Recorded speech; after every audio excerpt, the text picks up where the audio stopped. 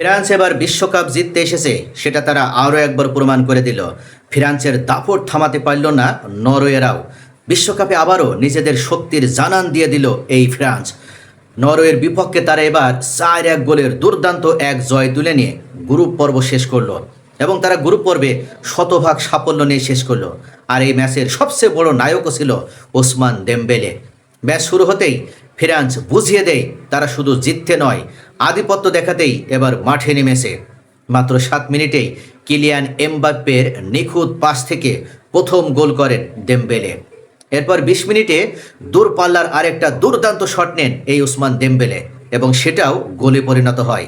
আর 32 মিনিটে হ্যাটট্রিক পূর্ণ করে পুরো স্টেডিয়ামকে স্তব্ধ করে দেন ওসমান দেমবেলে। মাত্র 25 মিনিটের ব্যবধানে হ্যাটট্রিক, যা বিশ্বকাপ ইতিহাসের অন্যতম দ্রুততম হ্যাটট্রিক এবং বিশ্বকাপে কোনো মুসলিম ক্রিকেট প্লেয়ারের প্রথম হ্যাটট্রিক। তবে নরওয়েকেও একেবারে হার মানেনি। ফ্রান্সের দ্বিতীয় গোলের মাত্র 1 মিনিট পর থেলো আসগার্ড গোল করে ব্যবধান 2-1 করেন। কিন্তু এরপর আর ফ্রান্সকে থামানো যায়নি।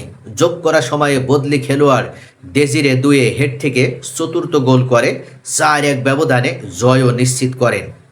এই ম্যাচে নরওয়ের সবচেয়ে বড় আক্ষেপ ছিল ইয়র্গেন স্ট্যান লারসেনের পেনাল্টি মিস।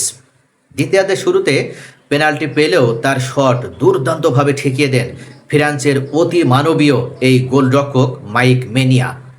ওই গোলটি হলে ম্যাচে ফেরার সুযোগ তৈরি হতে পারত নরওয়ের জন্য, কিন্তু সেই সুযোগটি হাতছাড়া হয়ে যাওয়ায় ফ্রান্স আরও দাপটের সাথে তাদের চেপে ধরে। আরেকটি বড় আলোচনা ছিল নরওয়ের একাদশ নিয়েও। কোচ স্টাইলে সোলবাকেন নকআউট পর্বের কথা মাথায় রেখে এর্লিং হাল্যান্ড, মার্কিন ওডেগার্ড সহ নিয়মিত 10 জন খেলোয়াড়কে বিশ্রাম দেন। ফলে পূর্ণ শক্তির ফ্রান্সের বিপক্ষে তাদের কাজটা আরও কঠিন হয়ে যায়। যদিও ম্যাচটাতে ফ্রান্স 4-1 গোলের ব্যবধানে জয়লাভ করেছে, কিন্তু পরিসংখ্যান আমরা যদি দেখি তাহলে ফ্রান্স 3 ম্যাচে 3টিতেই জয় পেয়ে 9 পয়েন্ট নিয়ে তারা গ্রুপ চ্যাম্পিয়ন হয়েছে। 3 ম্যাচ করেছে 10 গোল, অর্থাৎ 3 ম্যাচে তারা 10টি গোল করেছে, হজম করেছে মাত্র 2টা গোল। দেমবেলে এই ম্যাচেই হ্যাটট্রিক করে গোল্ডেন বুটের লড়াইয়ে শক্ত অবস্থানও নিতে পেরেছে। নরওয়ে হারলেও 6 পয়েন্ট নিয়ে, অর্থাৎ আগের 2 ম্যাচে জয়লাভ করায় তারা গ্রুপস রানার হিসেবে নকআউটে উঠে যেতে সক্ষম হয়েছে।